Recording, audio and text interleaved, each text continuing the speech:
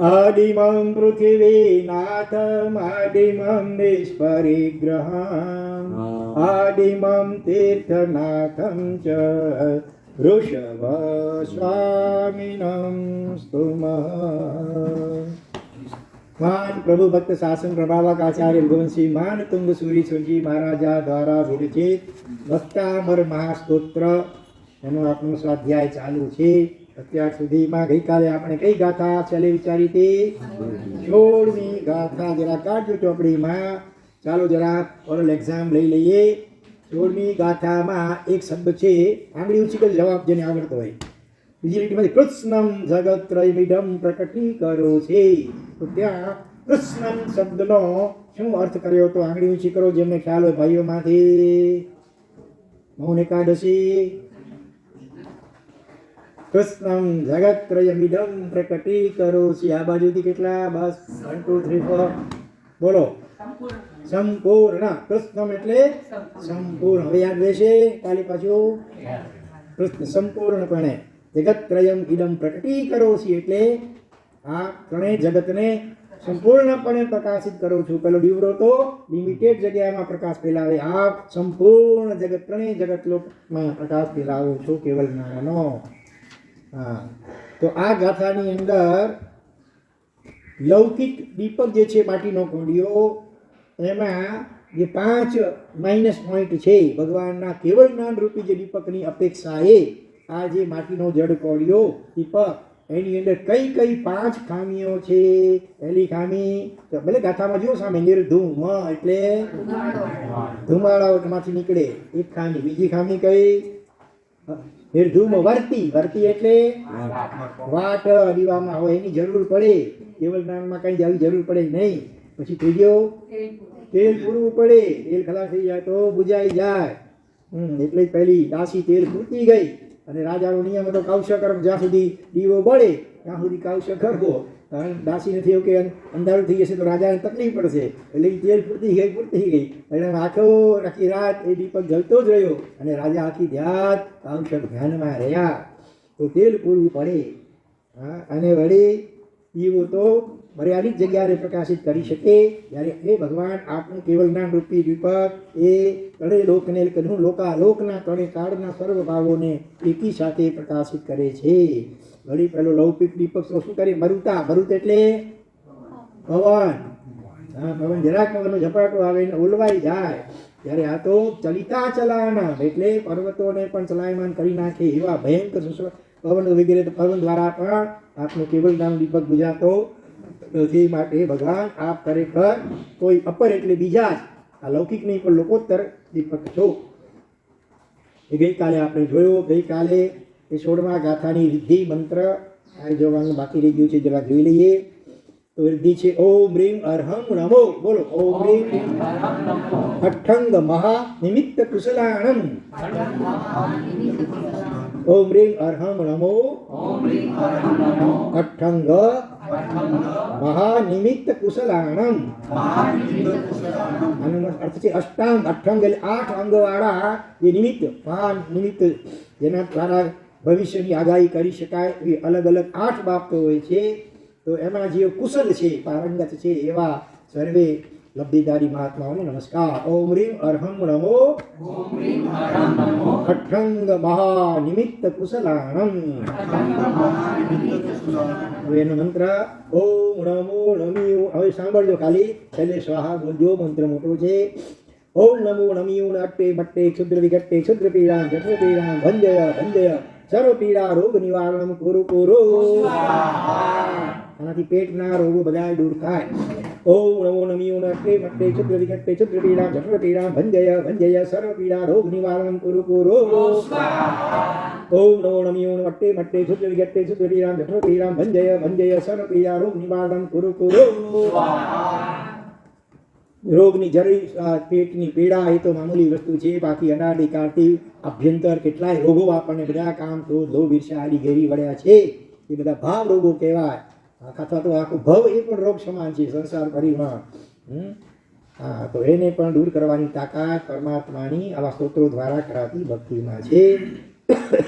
હવે આ 17મી ગાથા અને 16મી ગાથા તો ગઈકાલે એની કથા તો આપણે ગઈકાલે થઈ ગયા હતા. હવે આજે 17મી ગાથા બની શકશે તો આજે 17 અને 18મી બે ગાથા આપણે ભેગી લેવી છે. હા, તો અત્યારે જે રુધિમંત્ર બોલ્યો એ 17મી ગાથાનું હતું. 16મી ગાથાનું રુધિમંત્ર ગઈકાલનું શું હતું? ઓમ રીમ રમ રમો 14 પુગ્દીનમ, 14 પૂરી આત્માઓને નમસ્કાર. ઓમ રીમ રમ રમો 14 પુગ્દીનમ. અને એનો મંત્ર હતો ઓમ નમઃ સુમંગલા સુસીમા નામદેવી સર્વ સભિતા વર્ગ શૃંખલામ પુરુ પુરુ. હા, આનાથી રાજ દરબારમાં પ્રતિપક્ષીની હાર થાય. એટલે પહેલાના કાળમાં શાસ્ત્રાર્થ રાજસભામાં વાદ વિવાદ યોજાતા હતા. એ વખતે આ ગાથા અને આ રુધિમંત્રનો જાપ કરીને જાય તો સામી વ્યક્તિ પ્રતિપક્ષી જે હોય એની હાર થાય. અને હવે આજે આપણે 17મી ગાથા લઈએ. નાસ્તમ કદાચિદુપજાસી નરાહુગમ્યા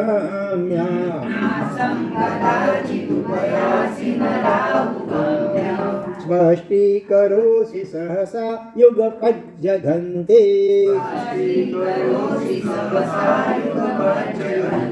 નાંબોધરો ધર નિરુદ્ધ મહાપ્રભાવ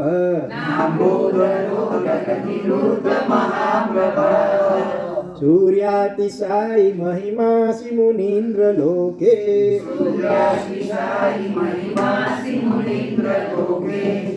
બીજી લીટીમાં સ્પષ્ટીકરોષિ. એમાં સ્પષ્ટી ટી રસ્વ છે કે દીર્ઘ તમારી ચોપડીમાં? નાનું છે ને રસ્વ એટલે નાનું રસ્વ ઈ. તો એ અશુદ્ધ છે. જો તમે કોઈ ભક્તામાંની કોઈ પણ ગાથાની કોઈ પણ લીટી એની લો, બીજો અક્ષર દીર્ઘ અથવા ગુરુ હશે, બરોબર? ત્યાં રસ્વ કે નાનું નહીં હોય, બીજો અક્ષર કોઈ પણ લીટી લો. 44 ગાથાની કોઈ પણ લીટી જુઓ, બીજો અક્ષર ગુરુ એટલે મોટો દીર્ઘ જોઈએ તો અહીંયા સુધારી લો. તમારા નાનું છાપેલું છે ને તો પેન હોય તો સુધારી લો, બરોબર? સ્પષ્ટીકર બોલીએ છો પણ ટી ઉપર ભાર આવે તો સરખું બોલાય. સ્પષ્ટીકરો ટી ગુરુ હોય ત્યાં જરાક ભાર મૂકીને બોલાય. તો આ થઈ શુદ્ધિ. હવે આ ગાથાની અંદર પરમાત્માને સૂર્ય કરતાં પણ અધિક મહિમાવંત તરીકે વર્ણવ્યા છે. લોગસ્થ સૂત્રમાં પણ શું આવે છે? ચંદેશુ નિમ્મલયરા, પછી શું આવે? આઈચ્યેશુ અહિયમ પયાસયરા. એનો અર્થ શું? આઈચ્યેશુ, આઈચ્ય એટલે આદિત્ય, આદિત્ય એટલે સૂર્ય, બરોબર ને? 12 24 પછી 28 આઈતવાર બોલો છે, યાદ છે કે નહીં? ચમશ્રી પછી 36 દિવસે 28 48 આદિત્યવાર રવિવાર આવે. 12 મહિના હોય, દર મહિને 4 વખત રવિવાર. 28 48 વખત આઈતવાર એટલે આદિત્યવાર સૂર્ય. તો સૂર્યાતિશા શું આવ્યું? આદિત્ય એટલે સૂર્ય, એના કરતાં પણ વધીક મહિમા. આઈચ્યેશુ અહિયમ પયાસયરા. આ આદિત્યો કરતાં બહુ ઓછું છે, સૂર્યો કરતાં એટલે કરોડો અથવા તો અસંખ્ય સૂર્યો ભેગા થાય એના કરતાં પણ આપણા કેવલ જ્ઞાનનો પ્રકાશ અડિયાતો છે. આ જંબુદ્વીપ જેમાં આપણે છીએ એમાં કેટલા સૂર્યચંદ્ર છે ખબર છે કોઈને? 2 સૂર્ય અને 2 ચંદ્ર છે. આજે જે સૂર્ય પ્રકાશી રહ્યો છે આવતીકાલે અહીંયા નહીં હોય. જે ભરત ક્ષેત્રમાં ક્યાં છે? ઐરવત ક્ષેત્રમાં. આમ ફર્યા કરી ગોળ વર્તુળ.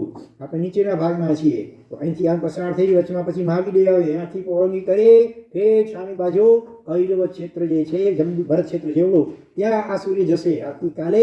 અને આજે ઐરવત ક્ષેત્રમાં જે સૂર્ય ઉપર છે ને એ ફરતો વચમાં મહાવિદ્યમાંથી પસાર થઈ અને આવતીકાલે અહીંયા ભરત ક્ષેત્રને પ્રકાશિત કરશે. એટલે જંબુદ્વીપને પણ પ્રકાશિત કરવા માટે એક સૂર્યથી ચાલતું નથી, 2 સૂર્યની જરૂર પડે છે. 2 સૂર્ય અને એવી ચંદ્ર પણ 2. અને એવી રીતે પછી આવે દવણ સમુદ્ર. ત્યાં કેટલા સૂર્યચંદ્ર ખબર છે? 4 સૂર્ય અને 4 ચંદ્ર છે. પછી આવે ધાતકી ખંડ. ધાતકીની પણ ધાતકી ખલા, ઘણા ધાતકી બોલે અશુદ્ધ છે. ધાતકી ખંડ, ત્યાં 12 સૂર્ય અને 12 ચંદ્ર છે. પછી આવે કાલોબદ્રી સમુદ્ર, એની ઉપર કેટલા આવે? 43 સૂર્ય 43 ચંદ્ર. પછી આગળ જે એનાથી પહેલાના દીપ કે સમુદ્રમાં જેટલી સંખ્યા હોય છે એને 3 થી ગુણી નાખવાના. અને એટલું જ નહીં, એનાથી આગળના દીપ સમુદ્રમાં જેટલા સંખ્યા હતી સૂર્યચંદ્રની એ ઉમેરવાની પાછી. એટલે 3 ગણાથી પણ નહીં, વધારે. હા, એટલા આગળના સૂર્ય દ્વીપ અને સમુદ્ર ઉપર સૂર્ય અને ચંદ્રોની સંખ્યા હોય છે. ટોટલ તીર્થાલોકમાં કેટલા દ્વીપો અને કેટલા સમુદ્ર છે? અસંખ્ય. બરોબર, એક એક નામવાળા પણ અસંખ્ય. જંબુદ્વીપ જેમાં આપણે છીએ એ પણ એક નથી, જંબુદ્વીપો પણ અસંખ્ય છે. એટલા માટે શું બોલાય છે? અસ્મિન જંબુદ્વીપે. અસ્મિન એટલે આ જંબુદ્વીપમાં, એનો મતલબ બીજા પણ જંબુદ્વીપો હોઈ શકે છે. અને એક એક નામવાળા અસંખ્ય અસંખ્ય દ્વીપો સમુદ્રો હોય છે એમ શાસ્ત્રમાં કહ્યું છે. એક એકથી ડબલ પ્રમાણવાળા એક દ્વીપ, એક સમુદ્ર, એક દ્વીપ, એક સમુદ્ર એમ ગોળા વર્તુળાકારે રહેલા છે. તો એવા અસંખ્ય દ્વીપ સમુદ્રોના બધા સૂર્યચંદ્ર પણ કેટલા હોય? અસંખ્ય હોય. કેવલ નામમાં શું આવે છે? 5મી ડાળમાં અસંખ્યાભ્યંતર જોઈશી. જોઈશી એટલે જ્યોતિષી, સૂર્યચંદ્ર વગેરે આ બધા એ બધા પણ અસંખ્ય છે. દરેક સૂર્યચંદ્ર ગ્રહ નક્ષત્ર તારા એના વિમાનમાં એક એક શાશ્વત જિનાલય હોય છે. બરોબર. હવે સૂર્યચંદ્ર જો અસંખ્ય છે તો દરેક સૂર્ય અને ચંદ્રના એ રાજા જેવા છે. એના પરિવારમાં ગ્રહો કેટલા હોય ખબર છે? નહીં ખબર હોય તમે તો આ 9 ટીજે કહેશો કદાચ 84 થી પણ વધારે 88 ગ્રહો હોય છે. દરેક 88 નામ આજે પણ જૈન આગમોમાં મળે છે. અને નક્ષત્રો કેટલા હોય? 27 કે 28 પણ મતાંતરે આવે છે. અને સાથે તારાઓ કેટલા હોય ખબર છે? એક સૂર્યચંદ્રના પરિવારમાં કોઈ નહીં ખબર છે? આ બાજુ 66,975 કરોડા કરોડ. કરોડને કરોડથી ગુણો, જે જવાબ આવે ને કરોડા કરોડ કહેવાય. એવા 66,975 કરોડા કરોડ તારાઓ એક સૂર્યચંદ્રના પરિવારમાં હોય. જ્યાં 2 સૂર્યચંદ્ર છે તો એનાથી ડબલ સમજતા હોય. તો સૂર્યચંદ્ર પોતે પણ અસંખ્ય છે. તો પછી ગ્રહ નક્ષત્રો તારાઓ પણ એના કરતા ઘણા એટલે અસંખ્ય સમજી લેવાના. દરેકમાં એક એક શાશ્વત જિનાલય હોય. દ્વીપની અંદર મનુષ્ય ક્ષેત્રમાં જે સૂર્યચંદ્ર વગેરે છે એ મેરુ પર્વતની આસપાસ દક્ષિણ આપે છે, ફરે છે. દ્વીપની બહાર, મનુષ્ય ક્ષેત્રથી બહાર જે અસંખ્ય આ ગ્રહ નક્ષત્રો તારાઓ અથવા સૂર્યચંદ્ર વગેરે છે એ બધા સ્થિર છે એક જગ્યાએ. ત્યાં જ્યાં દિવસ હતો દિવસ, રાત હતો રાત, ત્યાં પછી આમ ફરતા આવતા નથી. મનુષ્ય ક્ષેત્ર જે 45 લાખ યોજન પ્રમાણ એમાં જ ટોટલ એટલા હોય છે 132 સૂર્યો અને 132 ચંદ્રો હોય છે ટોટલ દ્વીપમાં બધા મળીને. તો આવા આઈચેસુ બહુવચન વાપર્યું સૂર્યો કરતા, એટલે અસંખ્ય સૂર્યો બધા ભેગા મળે. સૂર્યો, ચંદ્રો, ગ્રહ, તારાઓ બધું લઈ ભલે, તો બધા કરતા પણ એક શુદ્ધ આત્મા એનું જે કેવલ જ્ઞાન, એનો પ્રકાશ વિશેષ હોય છે. ત્યાં બધા અસંખ્ય સૂર્યચંદ્રો ભેગા મળીને પણ આખર તો માત્ર તીર્છા લોકને પ્રકાશિત કરે છે. અધોલોકમાં એનો પ્રકાશ ઉર્ધ્વલોકમાં પ્રકાશ જતો નથી. એટલે એ રીતે ભગવાનનું કેવળ નામ કેવું છે? ત્રણેય લોક માત્ર નહીં, પાછી અનંતુ અલોક એને પણ પ્રકાશિત કરે છે. ભલે એમાં કઈ છે નહીં, કોઈ પરમાણુ કે જીવ, માત્ર કેવળ અરૂપી આકાશ છે. તો કેવળ નામમાં રૂપી અરૂપી બધા જ પદાર્થો જણાય. એટલે અનંતો અલોક સહિત આ ત્રણેય લોક અને ત્રણેય કાળના સર્વ ભાવો આ કેવળ જ્ઞાનના પ્રકાશમાં જાય છે. માટે આ લૌકિક સૂર્ય જે દેખાય છે આકાશમાં, એના કરતા ભગવાન આ કોઈ એના કરતા અતિશાયી મહિમા, સૂર્યાતિશાયી, અતિશાયી એટલે જડિયાતી મહિમા આપનો છે. સૂર્યાતિશાયી મહિમા વત્તા 80 બળી ગયો છે મહિમા 80માં, મહિમા વત્તા 80 એટલે આપ છો. 80 એટલે તલવાર થાય, અહીંયા તલવાર નથી લેવાનો, 80 ક્રિયા પર છે. એ ભગવાન સૂર્ય કરતા પણ અતિશાયી એટલે ચડિયાતા મહિમા વાળા એવા આપ હે મુનિન્દ્ર, મુનિઓના પણ ઇન્દ્ર, બરાબર, મુનિઓના પણ સ્વામી ભગવાન પરમ મુનિ કહેવાય, મહામુનિ કહેવાય, મુનિન્દ્ર પણ મુનિ કહેવાય, મુનીશ પણ કહેવાય. આદિમમ પૃથ્વી આદિમમ નિષ્પરિગમ છે ભલે. તો સૂર્યમાં આજે બીજી પણ કેટલીક ત્રુટીઓ અથવા તો માઇનસ પોઈન્ટ છે કેવળ જ્ઞાનરૂપી સૂર્યની અપેક્ષા. એ શું છે? નાસ્તમ કદાચિત ઉપાયાસી. સૂર્ય તો હસ્ત થઈ જાય સાંજે, બપોરના ગમે એટલો જોરદાર ગ્રીષ્મ ઋતુમાં ધમ ધમ તાપ હોય, આખર તો એનો પણ સાંજે અસ્તાચલની પાછળ ચડી જાય છે. એટલે એ બીજા ક્ષેત્રમાં ચાલ્યો જાય છે. એટલે આપણને અહીંયા દેખાતો નથી. જ્યારે ભગવાન આપનું કેવળ જ્ઞાન કેવું છે? એકવાર પ્રગટ થાય પછી ન અસ્તમ કદાચિત. કદાચિત ક્યારે? અનંત કાળ પછી પણ કદાચિત ન અસ્તમ ઉપયાસી. કદાચિત ઉપયાસી છે ને, આમાં લખી જોતા હોય લીટીના પત્ર, કદાચિત અલગ અને ઉપયાસી અલગ. કદાચિત એટલે ક્યારે પણ, ન અસ્તમ ઉપયાસી.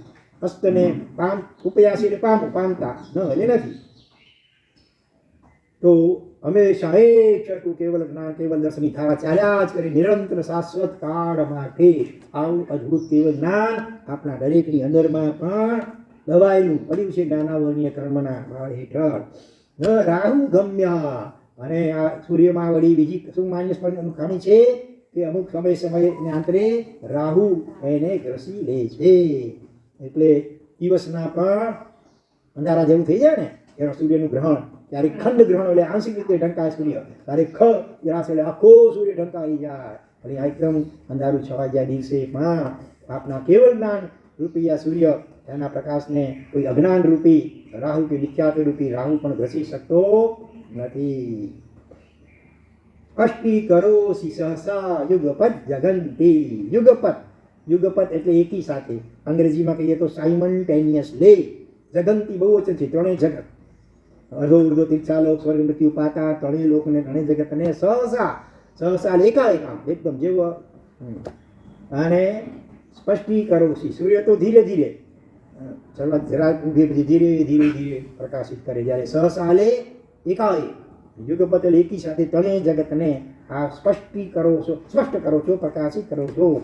માટે આ આકાશમાં દેખાતો સૂર્ય એ આપણી અપેક્ષા, આપણી સામે તો બિલકુલ બિચારો હજી આગિયા, સૂર્યની સામે આગિયો કેવો લાગે એમ કેવલનાની અપેક્ષા સૂર્યનો પ્રકાશમાં આવો આગિયા જેવો લાગે. વળી નાંબોધરો નિરુદ્ધ મહાપ્રભાવ. અંબોધર એટલે વાદળા, અંબસ એટલે પાણી, પાણીને ધારણ કોણ કરે? વાદળા. તો એના વડે એનો ઉદર એટલે મધ્ય ભાગ, વાદળાઓનો મધ્ય ભાગ, ઉદર એટલે પેટ, અહીંયા પેટ એટલે મધ્ય ભાગ લેવાનો. એના વડે નિરુદ્ધ મહાપ્રભાવ, સૂર્યનો જે મહાપ્રભાવ હોય એને ચોમાસામાં વાદળા ઘેરી વળે. ઉપર ભલે સૂર્ય એવો ચમકતો હોય પણ નીચે તો આપણને અનુભવ નતા. એટલે વાદળાઓના મધ્ય ભાગ દ્વારા જેનો મહાન પ્રભાવ નિરુદ્ધ થઈ જાય, અટકી જાય, એવા આપ નાંબોદર છે, ન એટલે નથી, બરોબર. લૌકિક જે સૂર્ય છે એ તો વાદળાઓ દ્વારા એનો મહાપ્રભાવ ઝંકાઈ જાય, આચ્છાદિત થઈ જાય, નીચે પડછાયું અથવા તો અંધકાર જેવું થઈ જાય. ચોમાસાઓમાં કેવા કે ઘનઘોર એવા વાદળાઓ છવાઈ જાય, આખો દિવસ પણ ક્યારેય દેખાય નહીં. અને ઉત્તર દક્ષિણ ધ્રુવ એવા છે ત્યાં ક્યાંક 6 મહિના દિવસ, 6 મહિના રાત પણ રહે. પાછી એવા સ્થાનો પણ વિશ્વમાં છે ઉત્તર દક્ષિણ ધ્રુવમાં, જ્યાં 6 મહિના ક્યાંક સળંગ સૂર્યોદય ચાલુ જ પડ્યો સૂર્ય, અને ક્યાંક 6 મહિના પછી રાત સૂર્યનો અસ્ત જ હોય. ત્યારે આ કેવલ નાનો પ્રકાશ, એને કોઈ આવું અપડાઉન વગેરે ઘટ વગેરે હોતી નથી, હંમેશા એક સરખી રીતે લોકાલોકને પ્રકાશિત કર્યા જ કરે છે.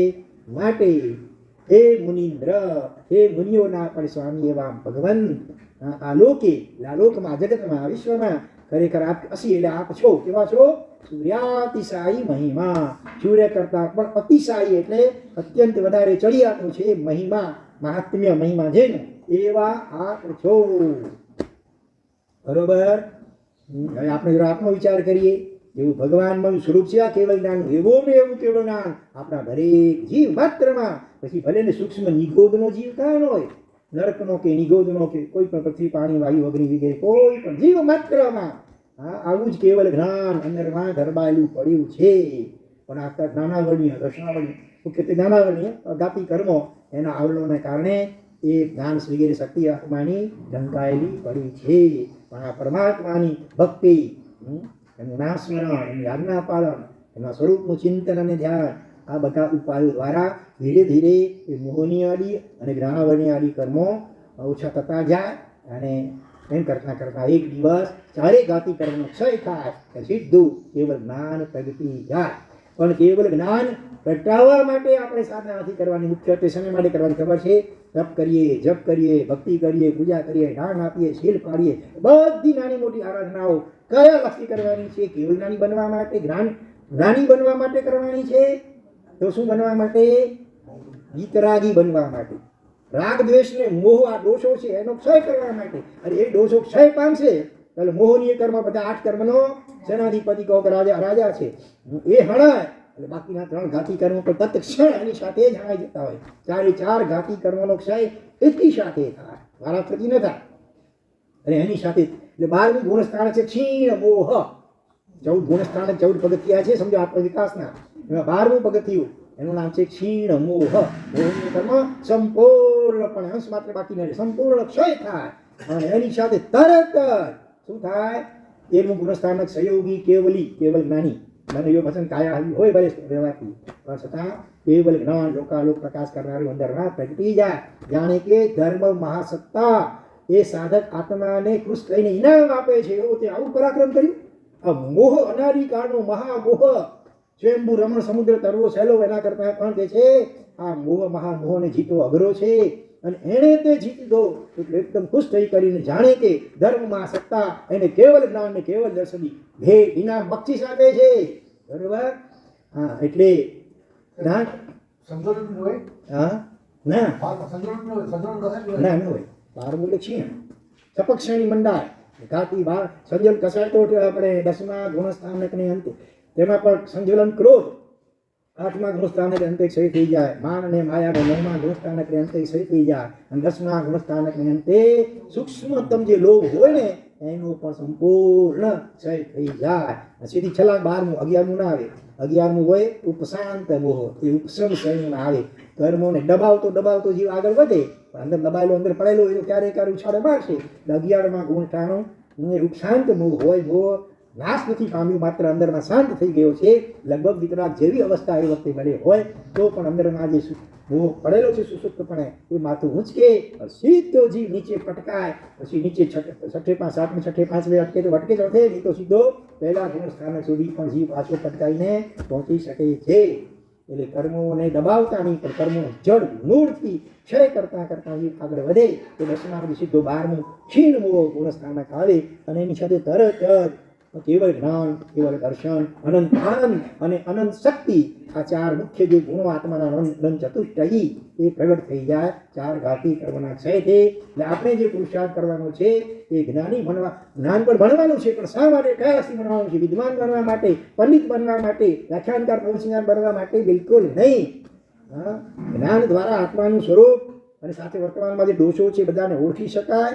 અને અનુક્રમે સાધના દ્વારા એ દોષોનો નાશ કરી અને આત્માના ગુણોને પ્રગટાવી શકાય એ લક્ષ્યથી આ સમ્યક શુદ્ધ જ્ઞાન જરૂર ભણવા યોગ્ય છે લક્ષ્ય આપણું શું જે વિતરાગ બનવાનું દોષો આપણા કેમ નાશ પામે રાગ દ્વેષ ને મોહ આ મુખ્ય લક્ષ્ય આપણું સતત જાગ્રત રહેવું જોઈએ તો એક દિવસ આપણો પણ કેવળ જ્ઞાન સૂર્ય અંદરમાંથી પ્રગટ થઈ જશે અત્યારે આપણા લૌકિક સૂર્ય કિરીડા જેવી સ્થિતિ છે જે સૂર્ય મસ્ત થાય આપણે પણ સવારના ભૂલીને સાંજે ગોખીએ ખાલી રીતે સાંજે કદાચ સાંજે શું થોડી વારમાં અત્યારે અભિભો હમણાં જ અર્થ પૂછ્યો તો ભૂલી જશો આ ગાથામાંથી કોઈ અર્થ પૂછાય તો ભૂલી જઈએ છીએ બરાબર ગઈકાલે કૃષ્ણનો શબ્દ વગેરે સાંભળ્યા હતા આજે લગભગ બધા બ્લેક આઉટ થઈ ગયું બધાનું વોશ આઉટ થઈ ગયું બોલાઈ ગયું એવી આપણી સ્થિતિ છે એટલે આપણે તો સૂર્ય થોડી સાંજે અસ્ત થાય આપણે તો ઘડી અહીંયા હમણાં ઉડે ને હમણાં અસ્ત થઈ જતા હોઈએ છીએ આવી આપણી વર્તમાન સ્થિતિ છે મૂળમાં ભલે ભગવાન જેવી કેવળ જ્ઞાનમાં સ્થિતિ હોવા છતાં વર્તમાનમાં આ જાતિ કર્મના ઉદયથી આપણી આવી સ્થિતિ છે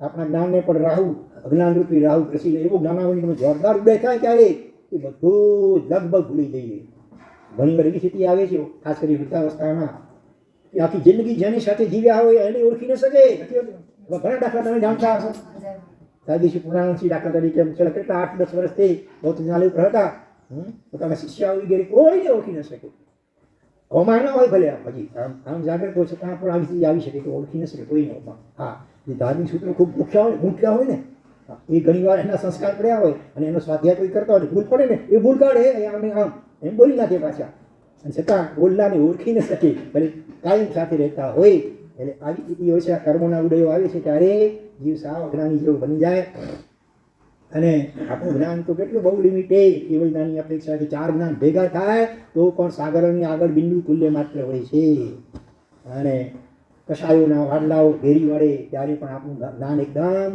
કુંઠિત થઈ જાય છે ક્રોધ માન માયા લોભ જોર કરે ત્યારે આપણું બધું અને નિમિત્તો આવે ને ત્યારે બધું ભૂખેલું હોય ભાઈ ત્યારે રાગ ન કરવું જોઈએ દેશ ન કરવું જોઈએ ક્ષમતા રાખવી જોઈએ સમાવેલું શીખેલું સાંભળેલું વાંચેલું વિચારેલું બધું ઉડી જાય અને કસાયો હાવી થઈ જાય જીવ ઉપર એટલે આપણી સ્થિતિ તો આવી વર્તમાનમાં છે આ લૌકિક સૂર્યની જેમ પણ છતાં આપણું મૂળ સ્વરૂપ તો પરમાત્મા જેવું છે અને એને પ્રગટાવવા માટે વારંવાર પરમાત્માની શરણાગતિ એનું સ્મરણ એની આજ્ઞા પાલન કરતા રહીશું નિરંતર પગલે પગલે તો ધીરે ધીરે ભલે એક ભવમાંની બચાર આટલો ભવ લાગે ભવો લાગશે પણ આખરે એક દિવસ આપણો પણ કેવળ જ્ઞાન રૂપી લોકોત્તર સૂર્ય પ્રકાશિત થઈ જશે બરોબર અને આ ગાથા હવે એની ગુજરાતીમાં આપણે અનુવાદ જોઈ લઈએ કાવ્ય રૂપે જેને રાહુ કદી નવ ગ્રસે અસ્ત થાતો નથી જે આપે સૌને પ્રભુ રૂપ રવિ રવિ એટલે સૂર્ય તેજ લોકો મહી જે જેની કાંતિ કરી નવહણે વાદળાઓ સમીપે એવો કોઈ અભિનવ રવિ આપનો નાથ દીપે અભિનવ એટલે નવો જ કોઈ સૂર્ય આ સૂર્ય આકાશમાં દેખાય છે એની કોક લોકોતર અજોડ કોઈક સૂર્ય ખરેખર આપની અંદર કેવલ જ્ઞાન રૂપે દીપી રહ્યો છે. આ થઈ ગુજરાતીમાં પદ્યાનુવાદ એની વૃદ્ધિને મંત્રગણને પ્રભાવ તો આપણે અગાઉ જોઈ જ ગયા. હવે એની કથા જોઈ અને પછી 18મી ગાથાને પણ આજે લઈ લઈશું. સંગરપુર નામે નગરમાં સંગર નામે રાજા રાજ્ય કરતા હતા. એ રાજા એકદમ ચુસ્તપણે જૈન ધર્મને પાળનારા, અત્યંત ન્યાયી, પ્રજાપ્રિય અને પરાક્રમી હતા. પણ ઘણી વાર બને છે લિયા કલે અંધેરા, બાપ એકદમ ધર્મનિષ્ઠ હોય અને સંતાન એકદમ વિપરીત હોય. તો એનો એક દીકરો એનું નામ હતું કેલી પ્રિય. તેવું નામ એવા એના ગુણ. કેલી એટલે ક્રીડા, હાંસી મસ્કરી, ઠઠા મસ્કરી, મસ્તી મજાક વગેરે. એ જેને પ્રિય હોય તો યથાર્થ નહીં. કેલી પ્રિય નામે રાજકુમાર અને યુવાવસ્થામાં આવ્યો ત્યારે તો હવે યુવાની તો દીવાની, એટલે દોષો બધા વકરી ઉઠે છે અને સોબતમાં એવી પૈસા સત્તા હોય, પૈસા હોય એવા પ્રકારના મિત્રો પણ મળી જાય અને પરિણામે એકદમ વ્યસનોમાં ચકચૂર થઈ ગયો અને રાજાનું કયું પણ માનતો નથી, એકદમ નાસ્તિક બની ગયો છે. અને એક વખત મિત્રોની સાથે જંગલમાં 7 મહાવ્યસનોમાં જેનો નંબર આવે છે શિકાર નામનું મહાવ્યસન, એ જીવને ભયંકર નરકમાં તાણી જાય. અને પૂર્વના કાળમાં રાજાઓ વગેરેમાં આ વ્યસન ત્રાહી કરીને રહેતા હતા. બિચારા જીવોની તીર વગેરેથી ગોળીથી વીંધી રોલા ચીસ પાડી કરફડિયા મારી મરે અને જીવ અનુબોધના કરી રાજી થાય. પરિણામ શું આવે? સૈનિક મહારાજાની જેમ નરકનું ચીકણું આયુષ્ય બંધાઈ ગયું કે નહીં? સગર્ભા અન્નનો સ્વીકાર કરી અને અનુબોધના કરી પાછળથી ભગવાન આયુષ્ય મળ્યા. એમની અનન્ય ભક્તિથી તીર્થંકર નામકર્મ પણ નિકાસિત કરી દીધું. તોય પણ બંધાયેલું નિકાસિત, સ્વીકાર કરીને રાજી થવાના પરિણામે બંધાયેલું નિકાસિત દેવી દુનિયા કર્મ નરકનું આયુષ્ય તો ભોગવવું પડ્યું. અત્યારે એ નરક ગતિની અંદર રહેલા છે. ભલે આવતી 24માં પહેલા તીર્થંકર પદ્મનાભ સ્વામી થશે તો પણ કર્મને નહીં શરમ કોઈની. ગઈકાલે પ્રેમરત્ન મહારાજે બરોબર સજાઈ બોલે ને, ગઈકાલે ક્યારે હતા કાયમનો કોયડો અલબેલો, હા ગુરુજીનું કર્મને નહીં શરમ કોઈની, ભલે ને હોય તું ભલેલો, ગુરુજીનું કર્યું ગુરુજી ભોગવે, ચેલાનું ભોગવે ચેલો. રાજા મહારાજા ચક્રવર્તી દેવતા કે ઇન્દ્ર વગેરે હોય, કર્મ કોઈને છોડતા નથી. માટે નાનીઓ કહે છે બંધ સમયે ચિત્ત ચેતીએ ઉદયે કેવો શંકા. આજે આ ઇન્ટરનેટ અને ટીવીઓ અન્ય મોબાઈલના જમાનામાં હોલસેલમાં અનુમોદના દ્વારા, પાપોની અનુમોદના, હિંસાની અનુમોદના, યુદ્ધ વિગ્રની અનુમોદના દ્વારા ચીકણા પાપનો બંધાતા હોય છે. એનાથી સાવધાન રહેવા જેવું છે. તો આ રાજકુમાર જંગલમાં ગયો હતો શિકારાર્થે. કુદરતી ત્યાં એક આચાર્ય ભગવંત બિરાજમાન હતા. તો ત્યાંથી પસાર કરતા હશે. એનું નામ હતું ધર્મ દેવ આચાર્ય ભગવાન. અને આ કુમારના જે પિતા રાજા હતા, સંગર રાજા, એ આચાર્ય ભગવાનના ખાસ ભક્ત હતા. અને આ એ રાજા પણ ક્યારેક વિનંતી કરતા હતા કે કૃપા કરીને આ મારા નાસ્તિક દીકરાને કઈ રીતે શિક્ષા આપો, અને પાપો કરતા નથી. હવે જ્યારે જંગલમાં શિકારાર્થે આવેલો અને આ રાજા આચાર્ય ભગવાન તેને જુએ છે એટલે પ્રયત્ન તો કરે છે સમજાવવા માટે કે ભાઈ આ શા માટે નિર્ધન સબોલ પ્રાણીની હિંસા કરી અને એના કારણે પરલોકમાં કેવા ભયંકર લોકો ભોગવવા પડશે. પણ આ યુવાનીનો નશો અને મોહનીય કર્મના આવડ એવા ગાઢ હતા કે જેમ પાડાના પૂંછ ઉપર પાણી રેડાય, કાળવી પથ્થર ઉપર પાણી તો કંઈ અસર ન થાય, એ રીતે કાંઈ અસર થતી નથી. એ તો કે આલો મીઠા તો પરલો વળે, કોણે મીઠા આ નરક ને સ્વર્ગને આ બધી કપોલ કલ્પિત વાતો છે. આમ કરીને આચાર્ય ભગવંતની વાતને પણ જાળી દીધી. ત્યારે આચાર્ય ભગવંતે વિચાર કરી, વિચાર બહુ ભારે કર્મી આત્મા છે, પણ તેમ છતાં પણ આચાર્ય ભગવાનની કરુણા એને પ્રેરિત કરે છે કોઈ પણ ઉપાય અને યોગ્ય રસ્તે તો લાવવો જોઈએ, નહીં બિચારો ક્યાંય દુર્ગતિઓમાં ફેંકાઈ જશે. કે આચાર્ય ભગવંતે તે જ વખતે ભક્તામૃત સ્તોત્રની 17મી ગાથા જે હમણાં આપણે જોઈ એનું સ્મરણ કરે છે, ધ્યાન એકાગ્રચિત્તે કરે છે. અને પરિણામે અધિષ્ઠાયક દેવી કોણ? ચક્રેશ્વરી દેવી પ્રગટ થાય છે. અને આચાર્ય ભગવાન એની પાછી બધી વાત કરી છે કે કોઈ પણ ઉપાય આ રાજકુમારને આપણે આ નાસ્તિક મટાવી અને આસ્તિક બનાવવો છે, તો આમ કાંઈ ઉપાય બતાવો. પછી દેવી પોતાના પ્રભાવથી શું કરે છે? એને મૂર્છિત રાજકુમારને મૂર્છિત જેવો કરી નાખે છે ચંદ્રાવસ્થામાં એકદમ. અને એમાં એને નરકના ભયંકર દ્રશ્યો દેખાડે છે. બરોબર? આ નરકની વાત કોઈ કપોલ કલ્પિત છે ભાઈ? હા, બિલકુલ અફેક્ટ છે. કોઈ પ્રમાણ છે વર્તમાન શાસ્ત્ર તો પ્રમાણ છે ભલે, એ સિવાય કોઈ પ્રમાણ તો કે હા એક પન્યાસ પ્રવર્ત થઈ ગયા અભય સાગરજી મહારાજ, અને એમને બહુ નાની 6-7 વર્ષની ઉંમરે રિક્ષા લીધેલી હતી પિતાની સાથે, અને રોજ રાત્રે 11 થી 2-3 કલાક નિયમિત રીતે નૌકાનો જાપ ધ્યાન વગેરે કરતા હતા. એને કારણે અમુક દેવતા પણ એનું સાનિધ્ય હતું, અને દેવતાની સહાયથી દેવલોકના પણ દ્રશ્ય જોયા, અને સાથે એમને એક વાર વિનંતી કરી કે મારે નરકનું દ્રશ્ય જોવું છે. દેવતાએ પહેલાં તો ના જ પાડી કે ભગવાન આપ નહીં જોઈ શકો, બહુ ખતરનાક, બહુ ભયંકર હોય છે, માટે એ આગ્રહ ન રાખો તો સારું. એની જિજ્ઞાસા પ્રબળ હતી. પન્યાસ અભય સાગરજી મહારાજની તમે કોઈ દર્શન કર્યા છે એમને? અમે તો દર્શન કર્યા છે. પાલીતાણામાં તળેટી પાસે જન્મદીપ યોજના જે આપી છે ને, હા, એ બધી એમની પહેલાંને માર્ગદર્શન પ્રમાણે બધું થયું છે. અને ધ્યાનમાં આખું જંબુ દીપ બધી દીપ ધ્યાનમાં દેખાયું હતું. શાસ્ત્રમાં જે વર્ણન છે ને એવું જ એને ધ્યાન દશામાં દેખાયું હતું. એના આધારે ત્યાં બધું વર્ણન કર્યું છે. તો અહીંયા નરકની વાત આગ્રહ કર્યો. છેવટે એ વાતમાં એને સૂક્ષ્મ શરીર, તેજસને કારણ શરીર હોય ને આપણું સૂક્ષ્મ શરીર, એની સાથે એની દ્વારા એને લઈ આવે છે. અંદર અંધારામાં એક દુઃખાન ઘનઘોર અંધકાર છે, અને દૂરથી પહેલી નરક નીચે જ્યારે આવે દૂરથી ભયંકર માળો કાપડ, એ છે શિયાળો કે આપણે કોઈ વર્ણવી શકીએ એવી રાડ ચીસા ચેસબુકમાં હોમ સંભળાશે કરોડ રીતે કંપી ઉઠ્યા પન્યાસી મહારાજ, ભવેશાની મહારાજ પણ. અને દેવતા આપણે કે બસ હવે આનાથી આગળ હું તમને નહીં લઈ જઈ શકું, કારણ કે આગળ થઈ જશે કાંઈ એટલે બીજું થઈ જાય. ખાલી દૂરથી માત્ર સેમ્પલ થોડુંક આમ અનુભવ કરાવ્યો. ખરેખર આ બધી હકીકતો છે, કોઈ કપોલ કલ્પિત ગપગોળા નથી. આપણને ડરાય આવું ન હોય, અને આવું કહીને આપણને કોઈ સ્વાર્થ નહોતો તીર્થંકરો ભગવંતો વગેરેને એ ફોગટ આ કલ્પનાનો આવો હાવડું કરે એ હકીકત છે. આપણે ન માનીએ એનાથી કંઈ વાસ્તવિકતામાં ફેરફાર થવાનો નથી. માટે એવા કોઈ ચીકણા મોટા પાપો કરીએ નહીં, હિંસા આદિ વગેરે, જેથી કરીને આપણને નરકમાં જવું પડે. કંદમૂળ, રાત્રિ ભોજન, આ બધા પાપો બને એટલા ખરેખર પ્રયત્ન કરીને સજવા યોગ્ય છે. તો અહીંયા એવા ભયંકર ત્યાં પરમાધામી રાક્ષસી દેવો એ પહેલાં રારકી જીવોને તમે ભજીયાની જેમ તળો એમ કડકડતા ઉકળતા તેલમાં રાણી એની અંદર નાખીને ઓલો રાડ ચીચા ચીસ કરે, તે પરમાધામી ઓલા અટ્ટહાસ્ય કરે, હાસ્ય કરે. આપણને કાંઈ ઠેસ વાગી પડી જઈએ અને કોઈ મસ્કરીથી હસે એ વખતે તો વધારે દુઃખ લાગે ને માનસિક રીતે. આશ્વાસન આપવું જોઈએ, એને બદલે હસે છે. પણ ત્યાં હવે કોણ એની ફરિયાદ સાંભળે? પાલાથી નીધે જગજગતા લોખંડના ઓલા લાલચોળ સળિયા થાંભલા સાથે પરાણે એને બાપ ભીડાવે, ઉપર ધોબીની જેમ ઉછાળી કપડાની જેમ પછાડે ને એમ એને નીચે પછાડે. એકદમ રફ જમીન હોય ત્યાં કરવા જેવી. હવે અનેક રીતે પ્રદર્શના આપે છે. પરાણે મોઢું ખોલીને ધરધરતો ઉકળતો શીશાનો રસ રેડે, અને દારૂ પીવાનો બહુ શોખ હતો ને લે પી એમ કરીને એ ભીડાવે. આ બધા આવા દ્રશ્યો, માંસ ખાવાનો બહુ શોખ હતો, એના અંગો પર કાપીને એના મોઢામાં નાખે. આવી અનેક રીતે ભયંકર જે પ્રદર્શના હોય છે તેનું વર્ણન કરવું પણ મુશ્કેલ હોય છે બહુ. તો એટલા દ્રશ્યો સાક્ષાત દેખાડ્યા એ જોઈને, અને જાણે પોતે પણ હવે નારકી બની ગયો છે. પેલો રાજકુમાર કેલીપરી અને પરમાદન એને પણ ભયંકર પીડા આપી રહ્યા છે. આ બધું દ્રશ્ય જોઈને ઓલો કંપી ઉઠ્યો એકદમ. અને પછી જ્યારે એની નિદ્રા હટાવી અને એ જોઈને પહેલો તો એકદમ ડરી ગયો, અને આચાર્ય ભગવાન આચાર્ય ચરણોમાં આવીને નંબર પણ વિનંતી કરી, ભગવાન ખરેખર અત્યાર સુધી અજ્ઞાનથી અંધ બનેલો હતો, આપની વાતોને ઉડાડી નાખી, અને મેં પ્રત્યક્ષ આ બધું અનુભવ્યું. માટે હે ભગવાન કૃપા કરીને મારો ઉદ્ધાર કરો, હું બહુ પાપી છું, મેં ઘણા પાપ કર્યા છે, મને પ્રાયશ્ચિત આપો વગેરે પ્રાયશ્ચિત ભાગે કરે. આચાર્ય ભગવાનની એક શિક્ષા સાંભળે અને આસ્તિક બને છે, ધર્મ નિષ્ઠ બને છે.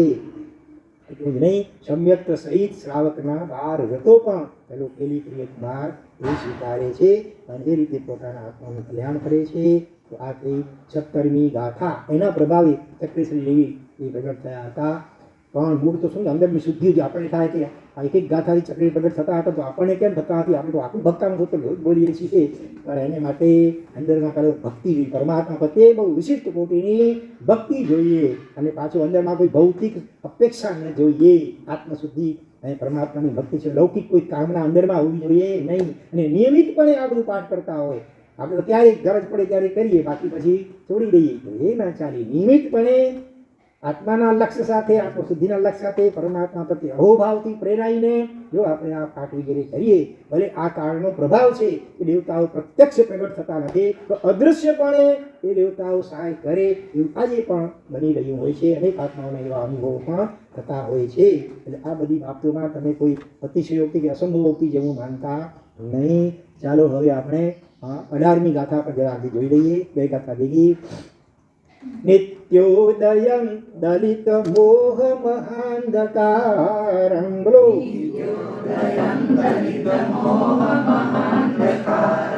ગમ્યં રાહુ વદનસ્ય ન વારિદાના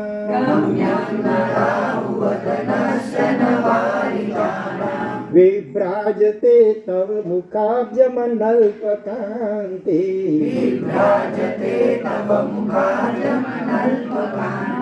વિદ્યોતયત જગદ પૂર્વ શશાંક બિંબં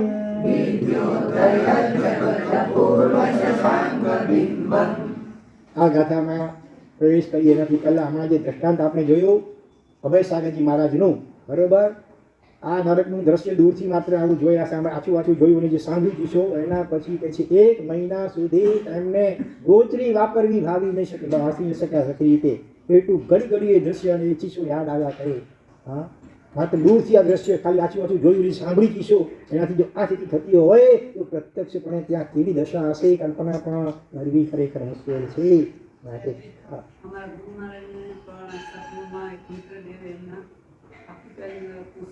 નરકનું સ્વરૂપ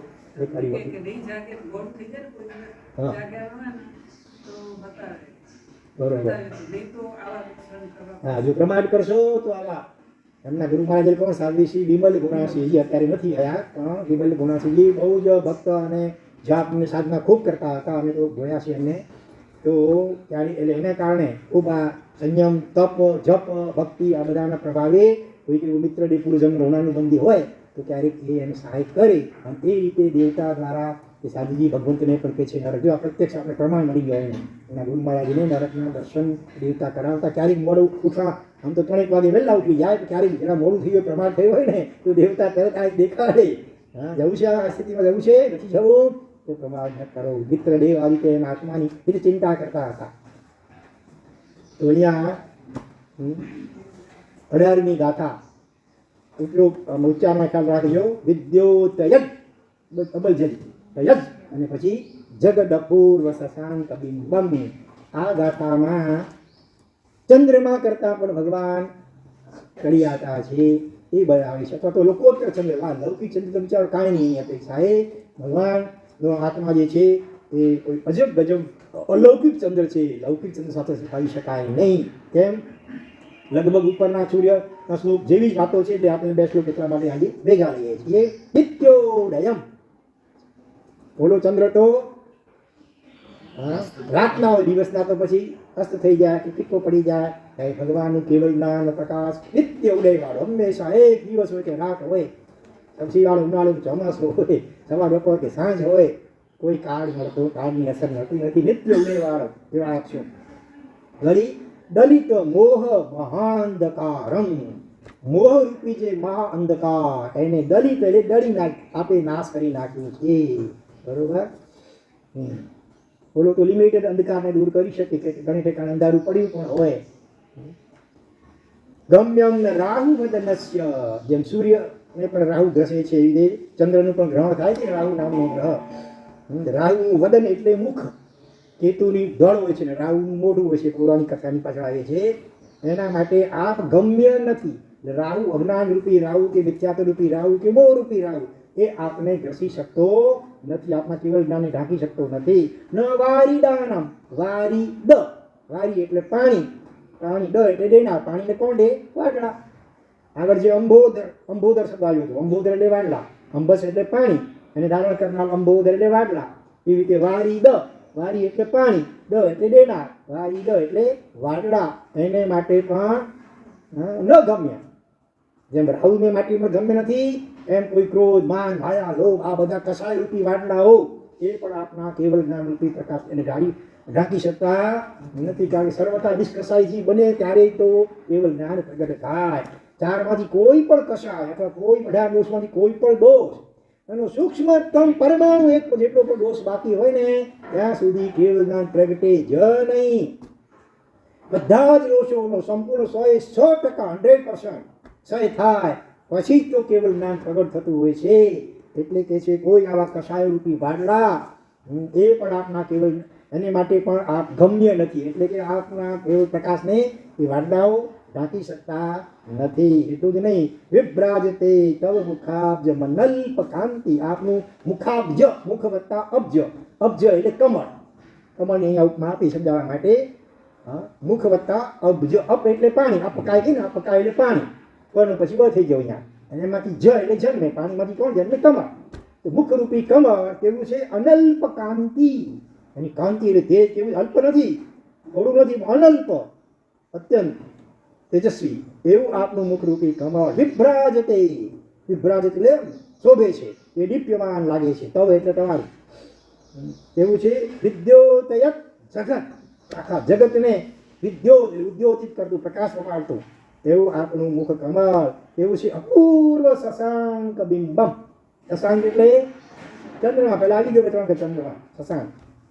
અને અપૂર્વ કોટીનો કોઈ, આ દેખાતો રાતના અમને દેખાય છે એ ચંદ્ર નહીં, આ કોઈ લોકો બીજો અપૂર્વ કોટીનો ચંદ્રમાનો બિંબ જેવું આપનું જે મુખ કમળ એ ખરેખર વિભ્રાજતે, વિશેષ વીર એટલે વિશેષ પ્રકારે, ભ્રાજતે એટલે શોભી રહ્યું છે, દીપ્યમાન બની રહ્યું છે.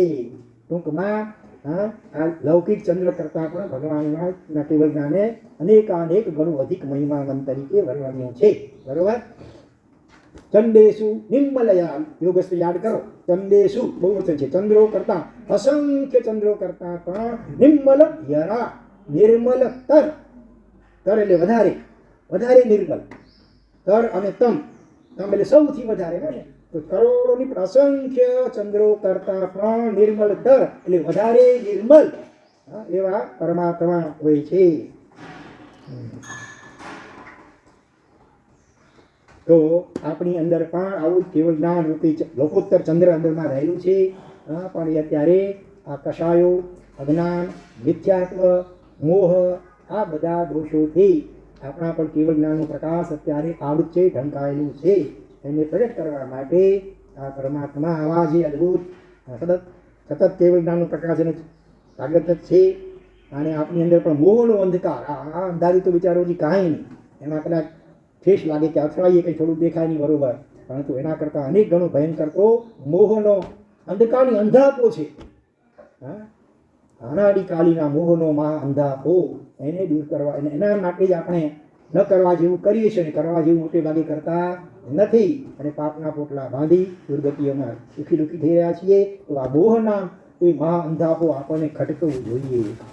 આંખ ન હોય, આંખમાં ખાલી થોડો ઘણો રોગ લાગુ પડ્યો હોય તોય આપણે ડૉક્ટર પાસે ધક્કા કેટલા ખાઈએ, લાખો ખર્ચા આપણે ખર્ચી નાખીએ ને. જામર થયો હોય કે બીજો કોઈ મોટો એવો રોગ થયો આંખમાં, મોતિયો તો સામાન્ય છે ભલે આજે, પણ જામર બહુ ભયંકર હોય છે. અને એમાં યોગ્ય ટ્રીટમેન્ટ તાત્કાલિક ન થાય તો કદાચ કાયમ માટે આંખની રોશની જતી પણ રહે. તો એ આંખની રોશનીને પામવા માટે આપણે લાખો રૂપિયા ખર્ચી શકીએ. મુંબઈમાં, ઇન્ડિયામાં ન થતો હોય, ભારતમાં તો ફોરેન પણ લોકો જાય, બરોબર ને, એને માટે લાખો રૂપિયા ખર્ચે. તો એ અંધાપો આપણને જેટલો ખટકે છે એના કરતાં તો અનેક ગણો ભયંકર અંધાપો આ મોહનો છે. અનાદિકાળથી અત્યારે પણ આપણે છતી આંખે આંધળા છીએ કે નહીં? છતી આંખે આ આંખ છે, છતાં મોહનો અંધાપો કેવો જોરદાર છે. એટલે તો કોઈ કવિને કહેવું પડ્યું કે ખુલ્લી આંખે દીવો લઈને પૂરે પડવા જાઉં છું, ત્યારે તારી મૂર્તિ ઉપર વારી વારી જાઉં છું. ખુલ્લી આંખે જીવ વાણી દ્વારા, આ શાસ્ત્ર વાંચન શ્રવણ દ્વારા આપણે બરાબર સમજીએ છીએ કે આ ન કરવું જોઈએ, પાપ ન કરવા જોઈએ, છતાં પણ પાછા બિંદાસ ભણ્યા, પાછા ખટકો હોય તોય સારું, કારણ તો ખટકો હોતો નથી. આ લોકો મીઠા તો પરલો કોણ હેઠા મારા છે તો ક્યાં કરે. હવે આ બધી જૂનવાણી છે, આ બધું કાંઈ હોતું હશે કાંઈ? એક છે, ભગવાન હતા એ વખતે આ લાઇટો વગેરે નહોતી, એને કારણે દીવાના ઝાંખા પ્રકાશમાં પતંગિયા વગેરે આવે, જીવ હિંસા થાય એટલે નરકનું વાર કર્યું, ઠીક છે, તે વખતે હશે ભલે. આ કાળમાં તો આવી લાઇટોમાં રાત્રિ ભોજનના પાપ હોય એવું હું માનતો નથી. આવું બિચારા માનનારા અને બોલનારા કેટલા જોવા મળે. અને એવું એનું સાંભળીને આપણે પણ ઘણી વાર એવી માન્યતાવાળા પાછા થઈ જઈએ. પણ તેથી કંઈ વાસ્તવિક સ્થિતિમાં ફરક પડતો નથી. દુનિયાભરના તમામ ભૂગોળો ભેગા થઈ અને બેઠક કરી મીટિંગ બોલે અને સર્વ શું કહેવાય એકી મતે બધા ઠરાવ પસાર કરે કે હકીકતમાં સૂર્ય જેવું કાંઈ છે નહીં. આ માણસો કહેતા હોય ટાઢા ભોરના ગપ છે. અરે આવું સૂર્ય હોય તો આપણામાંથી કોકને તો દેખાડવો જોઈએ કે નહીં? આપણામાંથી કોઈને દેખાતો નથી. એટલે આ માણસ તો 420 ટકા છે, એની વાતમાં કંઈ ભરવાતા નહીં. આ દુનિયાભરના તમામ ભૂગોળો એકી અવાજે સૂર્યના અસ્તિત્વને નકારી દે તો પણ એટલા માત્રથી સૂર્યમાંથી તો ટળી જવાનું છે ભાઈ. એ હકીકત છે ટળવાની. આપણે માનીએ કે ન માનીએ એનાથી વસ્તુ સ્થિતિમાં ફરક પડતો હોતો નથી. એમ દુનિયાભરના અબજો નાસ્તિકો ભેગા થઈ કરીને પુણ્ય પાપ પરલોક સ્વર્ગ નરક મોક્ષ આ બધી વાતોને નકારી દે તો એટલા માત્રથી પણ જે વાસ્તવિક હકીકત છે એ તો કોઈ રીતે ટળવાની જ નથી. તો ના પણ તો એમાં છે. અનંત જ્ઞાનીઓએ નિસ્વાર્થ ભાવે હિત બુદ્ધિ અને કરુણા બુદ્ધિથી જે જ્ઞાનમાં જોઈને આપણને આપણા હિત માટે જણાવ્યું છે એના ઉપર શ્રદ્ધા રાખીએ અને એમણે જેનો નિષેધ કર્યો છે એનાથી બને એટલું બચીએ અને એમણે એ કરવા યોગ્ય કહ્યું છે એને આપણા જીવનમાં આચરણમાં લાવવા માટે વધુ ને વધુ કટિબદ્ધ બનીએ તો હજી ઠેકાણું પડશે. બાકી આંખો મીચીને ઓલા શાહમૃગની જેમ આપણે વર્તીશું. ઓસ્ટ્રેલિયામાં શાહમૃગ નામે પ્રાણી હોય છે. એ પક્ષી હોય છે. આમ તો ઊંચું હોય, મોટું આટલું હોય, ખૂબ દોડી શકે, બહુ ઉડી ન શકે. પાંખો હોય સામાન થોડુંક આટલું ઉડી શકે, બહુ વધારે ઉડી શકે નહીં. અને શિકારી કૂતરાઓ જ્યારે પાછળ પડ્યા હોય ખૂબ દોડે પણ લાગે હવે હું જોડાય નથી ત્યારે શું કરી ખબર છે? પોતાની લાંબી ડોક હોય ને તે રેતીમાં અંદર આમ ગાળી દે. આપણે આંખો મીચી નાખીને માની લે કે હા હવે કૂતરા દેખાતા નથી, સબ સલામત. બચી શકે? આને શું કહેવાય? આત્મવંચના, પોતાની જાત સાથેની છેતરપિંડી. આંખો મીચી નાખવાથી કે રેતીમાં મોડું નાખી દેવાથી કાંઈ કૂતરાઓ ચાલી જવાના નથી. હા, એના કરતાં જે વાસ્તવિકતા છે કૂતરાઓ આવી રહ્યા છે નજીકમાં એનો સ્વીકાર કરી બચવા માટે મરણતોલ પ્રયત્ન કરે તો હજી થોડો ઘણો ચાન્સ બચવા માટે છે. બાકી આ રીતે રેતીમાં મોઢું ગાળી દેવાથી તો ચોક્કસપણે મરવાનું છે. એ જ રીતે આને કહેવાય શાહ મૃગ વૃત્તિ. ઘણા મોટા ભાગના યુવાન નવી પેઢી આવી આ શાહ મૃગ વૃત્તિ ધરાવતી હોય છે. એ બસ આ બધું હંબક છે, આપણે માનતા નથી પુણ્ય પાપ કરલો વગેરેમાં. ભાઈ તું ન માનશે એના માત્રથી કાંઈ જે વસ્તુસ્થિતિ છે એમાં ફરક પડવાનો નથી. આ સુંદર કેલી પ્રિય રાજકુમારી છે તું નકારી દેશે એથી કાંઈ એ ટળવાનું નથી. તો દાખણ તો એમાં છે કે જ્ઞાની ભગવંતોએ કહ્યું છે એના ઉપર શ્રદ્ધા રાખી સ્વીકાર કરે અને એમની આજ્ઞા પ્રમાણે જીવન જીવીશું તો જ આપણો ઉદ્ધાર નિશ્ચિતપણે થઈ શકશે. હવે આ જે 18મી ગાથા એની રિદ્ધિ મંત્ર ઝડપથી જોઈ લઈએ. રિદ્ધિ છે ઓમ રીમ અરહમ નમો વિયુવણ ઇદ્ધિ તત્તાણમ. વિયુવણ એટલે વૈક્રિય લબ્ધિ. વૈક્રિય એટલે ઈચ્છા પ્રમાણે રૂપો બનાવી વિખૂરી શકે. ખાલી સંકલ્પ જીવ કરે આ લબ્ધિ જો હોય તો કે મારે આવું કરવું છે. જેમ પેલા સુનિલ ભદ્રે સ્વામી 7 બેન સાધ્વીજીઓને પ્રભાવિત કરવા માટે વિચાર્યું મારે સિંહનું રૂપ, તો એ સિંહ બની ગયા. આ વિષ્ણુનું રૂપ વિખૂરી લીધું. તો એ રીતે આવી જે વૈક્રિય લબ્ધિ સાધના દ્વારા, તપ દ્વારા, ધ્યાન દ્વારા કેટલાક મનુષ્યોને આવા કેટલાક પશુ પક્ષીઓને પણ થઈ શકે કે વાયુ કાળમાં પણ થતી હોય શાસ્ત્રમાં કહે છે. તો એવી એ લબ્ધિને પ્રાપ્ત એવા જે મહાપુરુષો બધાને નમસ્કાર ખાઓ. ઓમ રીમ અરહમ નમો વિયુવણ ઇદ્ધિ તત્તાણમ. અને એનો મંત્ર છે તમે સ્વાહા બોલજો. ઓમ નમો ભગવતે જય વિજય મોહય મોહય સ્તંભય સ્તંભય સ્વાહા. ઓમ નમો ભગવતે જય વિજય મોહય મોહય સ્તંભય સ્તંભય સ્વાહા. ઓમ નમો ભગવતે જય વિજય મોહય મોહય સ્તંભય સ્તંભય સ્વાહા. આ ગાથા સાથે એનો આ રિદ્ધિ મંત્ર એનો જાપ કરવાથી દરેક ગાથાને અનુરૂપ યંત્રો પણ હોય છે. અમુક રીતે આ યંત્ર સાથે રાખી કરી અને આ જાપ કરવામાં આવે તો શું લખે છે? પ્રભાવમાં ધર્મમાં મતિ સ્થિર થાય. ઘરે માંગલિક ઉત્સવ ઓટોમેટિક એવું બધું શું હોય કે માંગલિક ઉત્સવ થયા જ કરતા હોય અને ક્યાંક આપણે બીજી ઠેકાણ જતા હોઈએ રસ્તામાં કોઈ આંધી તોફાન વગેરે કે અંધારું વગેરેનો ભય ન થાય. હવે આપણે ગુજરાતીમાં આનું કાવ્ય જોઈ લઈએ. શોભે રૂડું મુખ પ્રભુતણું મોહ જેનાથી થાકે જેને રાહુ પણ નવ ગ્રસે વાદળાઓ ન ઢાંકે. શોભે એવો મુખ શશી ચંદ્ર હે પ્રભુ આપ કેરો જે દી પાવે જગત સગનું ચંદ્ર જાણે અનેરો. અનેરા ચંદ્ર સમાન આપશો. અને આ ગાથાના પ્રભાવને દર્શાવનારી એક કથા છે. ગુજરાતની અંદર પાટણ અને એમાં જ્યારે કુમારપાળ મહારાજા રાજ્ય કરતા હતા, અઢાર દેશના અધિપતિ, એમના મંત્રી હતા અંબળ નામે, અંબળ મંત્રી. અને એકદમ ચુસ્તપણે જૈન ધર્મને પાળનારા, નિયમિત રીતે ભક્તાભર સ્તોત્રનો પાઠ કરનારા એ મંત્રી ભરૂચના હતા. એક વખત એ ભરૂચથી કોઈ કાર્ય પ્રસંગે અન્યત્ર જતા હતા. જંગલમાં રસ્તામાં ઘોર જંગલ આવ્યું. ગીચ ઝાડી ગુફાઓ અને જંગલી હિંસક પશુઓને ત્રાળો સંભળાય. એટલે આવી સ્થિતિમાં હવે શું કરવું? એટલે નિયમિત ભક્તામૃત પુસ્તકનું પાઠ પોતે કરતા હતા. હવે આખું ભક્તામૃત પ્રત્યે ઘણા એવી સ્થિતિ નથી. કદાચ એની 18મી ગાથા જે હમણાં આપણે બોલ્યા નિત્યોદયમ દલિત મોહ મહાંધકાર એક જ ગાથાનો વારંવાર એકાગ્રચિત્તે એનો સ્વાધ્યાય કરે છે, જાપ કરે છે, અને પરિણામે ચક્રેશ્વરી દેવી પ્રગટ થાય છે અને એમને શું આપે છે? ચંદ્ર. 8મા ભગવાન કયા? ચંદ્ર પ્રવશાણી. અને એ પણ પથ્થરના આપણે આરસપાણાની ચંદ્રકાંત નામે મણી આવે છે. ચંદ્રકાંત મણી એવું હોય, ચંદ્રના પ્રકાશમાં રાખો ને એમાંથી પાણી ઝરે, અથવા તો અંધારામાં પણ અજવાળું ફેલાવે, તો એવું ચંદ્રકાંત મણીમાં ચંદ્રપ્રભ સ્વામી એમને આપે છે અને કહે છે કે આનાથી તમારા બધા વિઘ્નો પણ દૂર થશે અને ઝેર પણ દૂર થશે. સાથે સાથે બીજી એક ઔષધિ નાગવલ્લી. એ પૂછે છે, દેવી હજી કંઈ જોઈએ છે? તો એમને માગ્યું નાગવલ્લી. એ પણ કોઈ દેવતાઈ એવી ઔષધિ હશે, એ પણ દેવી એને આપે છે. અને ભગવાન જે બિંબ હતું એમાંથી એવો પ્રકાશ, પૂનમના ચંદ્રો કરતાં વધારે પ્રકાશ નીકળે છે અને જંગલ જે હતું અંધકારમય એ પણ રાત્રે પાર કરી અને પોતાની ઈચ્છિત સ્થાને પહોંચે છે. ત્યાર પછી ગૃહ મંદિરની અંદર એ ભગવાનને બિરાજમાન કરી રોજ એની પૂજા ભક્તિ કરે છે. આગળ જતા અને આ નાગવલ્લીના પ્રભાવે અને ભગવાનના પ્રભાવે પણ ઘણા બધા વિઘ્નો વગેરે બધું દૂર થાય છે. આગળ વધીને એક વખત કોંકણ દેશનો રાજા મલ્લિકાર્જુન એને પણ યુદ્ધમાં જીતી લે છે અને એની પાસે ટોટલ બધી 8 વસ્તુઓ પ્રાપ્ત કરે છે. શૃંગાર કોટી શાટિકા, ગરલ હર સિપ્રા, ઝેરની ચૂસી લેવી કોઈ વસ્તુ છે, સફેદ હાથી 108 રક્તના પાત્રો, 32 મૂળા સાચા મોતી. મૂળા મણથી વધારે મોટું માપ છે એવા 32 મૂળા સાચા મોતી, 100 જેટલા સોનાના ઘડા, બીજે અગ્નિ ધૌત ઉત્તર પટ વસ્ત્ર, કદાચ અગ્નિમાં પણ બળી નહીં એવું કોઈ કિંમતી વસ્ત્ર હશે. આવી બધી 8 વસ્તુઓ એ જીતી કરી અને કુમારપાળ રાજાને ભેટ રૂપે અર્પણ કરે છે. કોણ? અંબળ મંત્રી. અને સ્વાભાવિક છે રાજા પ્રસન્ન થાય છે અને એ મંત્રીને રાજ્ય પિતામહ, પિતામહ એટલે દાદા, એનું બિરુદ આપે છે માનવંતો. અને પછી જ્યારે યુદ્ધમાં જીતીને ઘરે આવે છે અને એમ કે માતા મને આશીર્વાદ આપશે. આ માતા કોઈ અલગ માટી ન હતા. એ પ્રસન્નતા વ્યક્ત નથી કરતા, ગંભીર થઈ જાય છે. પૂછે છે કે માતાજી આપને પ્રસન્નતા નથી? યુદ્ધમાં જીતી આવ્યો ને આટલું લઈ આવ્યો? કે નહીં, યુદ્ધમાં તો કેટલી હિંસા થઈ હોય, સામે રાજાની પણ હિંસા થઈ, તો એનાથી કેટલું પાપ બંધાયું હોય, તો તારી કોઈ દુર્ગતિમાં જાય તો તારી માતા કેમ પ્રસન્ન થાય? તો માતાજી હું શું કરું તો પ્રસન્ન થાવ? તો કે ભરૂચની અંદર સમડી વિહાર, ખબર છે? અષ્ટોત્તરી તીર્થમાલામાં આપણે એનું વર્ણન આવે છે. જ્યાં પાણથી પીંધાયેલી સમડીને મુનિ ભગવંતે નૌકાર મહામંત્ર સંભળાવ્યો હતો અને એ મરીને શ્રીલંકાગ્નિ ત્યાં રાજકુમારી તરીકે જન્મ થાય છે.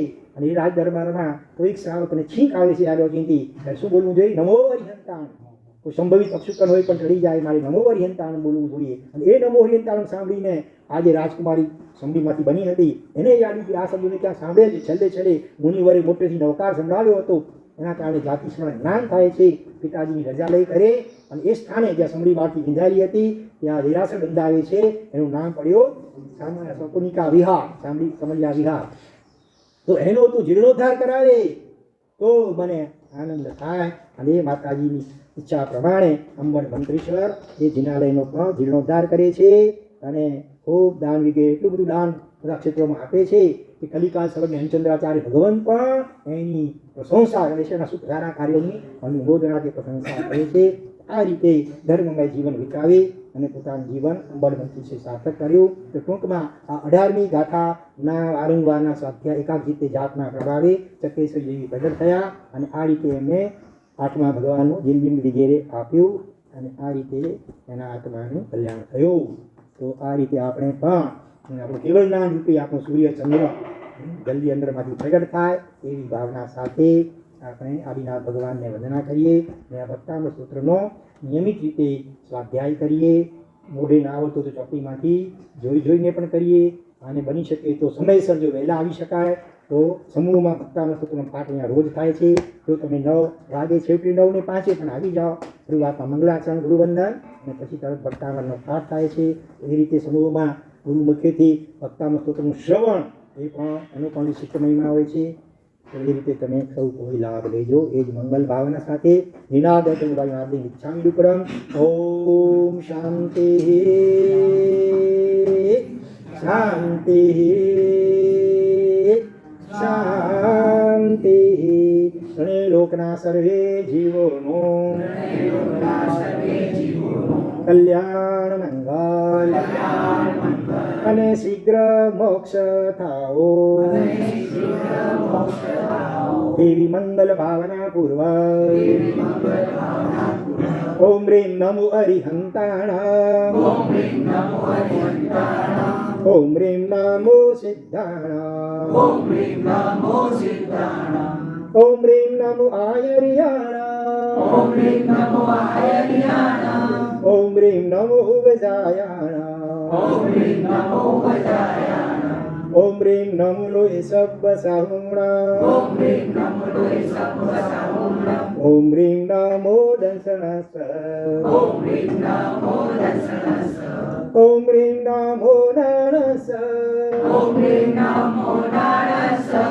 ઓમ રીમ નમો ચારિતસ ઓમ રીમ નમો તવસ ઓમ રીમ શ્રી સિદ્ધ ચક્રાય નમઃ ઓમ રીમ નમો અરિહંતાણ ઓમ રીમ નમો સિદ્ધાણ ઓમ રીમ નમો આયર્યાણ ઓમ રીમ નમો ઉગજાયાણ ઓમ રીમ નમો લોય સબ્બ સાહુણા ઓમ રીમ નમો દંસણસ ઓમ રીમ નમો નાણસ ઓમ રીમ નમો ચારિતસ ઓમ રીમ નમો તવસ ઓમ રીમ શ્રી સિદ્ધ ચક્રાય નમઃ ઓમ રીમ નમો અરિહંતાણ ઓમ રીમ નમો સિદ્ધાણ ઓમ રીમ નમો આયર્યાણ ઓમ રીમ નમો ઉગજાયાણ ઓમ રીમ નમો લોય સબ્બ સાહુણા ઓમ રીમ નમો દંસણસ ઓમ રીમ નમો નાણસ ઓમ રીમ નમો ચારિતસ ઓમ રીમ નમો તવસ ઓમ રીમ શ્રી સિદ્ધ ચક્રાય નમઃ ઓમ રીમ શ્રી સિદ્ધ ચક્રાય નમઃ ઓમ રીમ શ્રી સિદ્ધ ચક્રાય નમઃ ઓમ રીમ શ્રી સિદ્ધ ચક્રાય નમઃ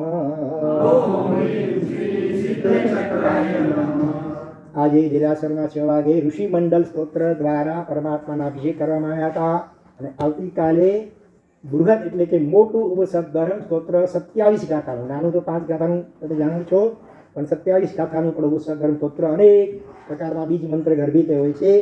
તો ખાસ એ શ્રવણ કરવા માટે બની શકે તો પૂજાના કપડામાં આવો તો અભિષેકનો પણ લાભ મળશે, નહીં તો છેવટે દર્શન કરવા પણ આવશો તો આ સ્તોત્ર સાંભળવા પણ મળશે.